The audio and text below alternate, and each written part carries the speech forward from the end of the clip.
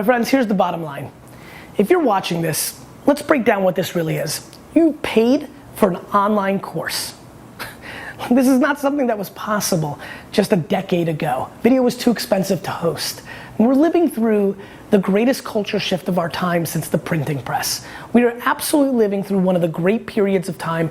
No question, people will look back to the advent of the internet at scale as a consumer product as the monumental shift in human beings' history. I mean, this is big time stuff. My great grandchildren are watching this video right now. Hey Jeremiah, or maybe actually great.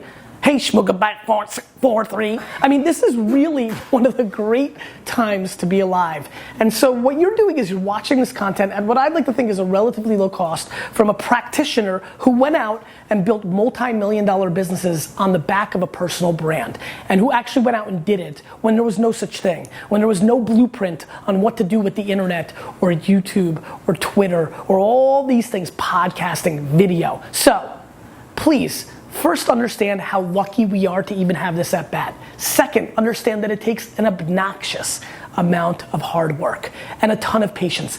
I did Wine Library TV every day for 17 months before anybody gave a crap.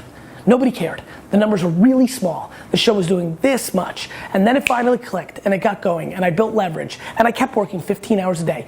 If you want the luxury of living your life professionally on your terms, doing the things that you love surfing more than anything, and you get paid to talk about it and produce content around it. You have to understand that does not come for free. It will take enormous amounts of work, right? It will take enormous amounts of work while you're doing it. And it will also not be as glamorous as you think. You love surfing, but you're doing it 15 hours a day. You're surfing, then you're communicating with people around surfing, then you've got to learn the communication platforms, then you're doing podcasts around surfing, then you're traveling to an event talking about surfing. This is all encompassing. This is all in. You've got to go all in to be successful. The variable here is quite simple.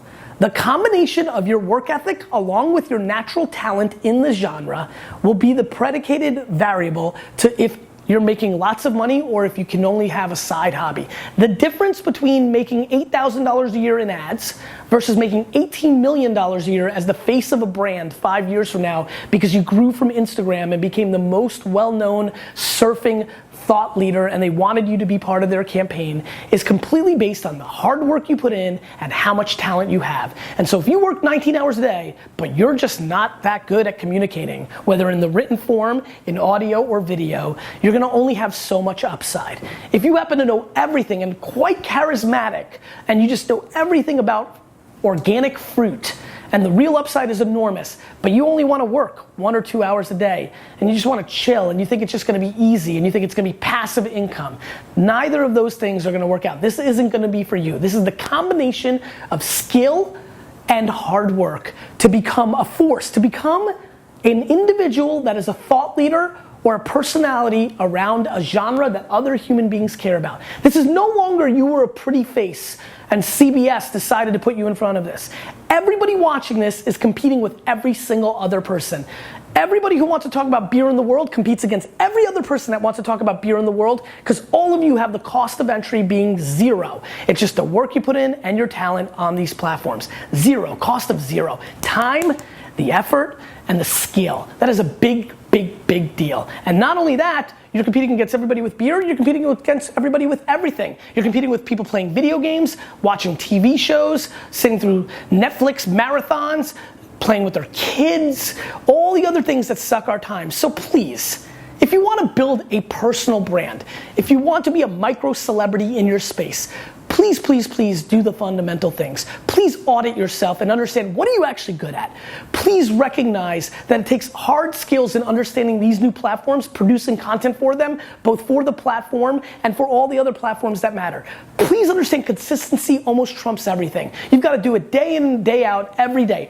Please understand when you have no money, you need to biz dev, you need to call, you need to email, you need to hustle and just show up. Show up on those blogs, show up at those conferences, show up at those meetups, just hustle, show up. Please know you need to become a practitioner and understand all these platforms that people pay attention to on their phones to have any relevancy because that's where the world's going. please understand that you need to figure out how to make money against this thing. Whether you're patient and you wait for sponsorships or book deals, or you're making nickels and dimes in ad arbitrage or sponsorships along the way. Please know yourself.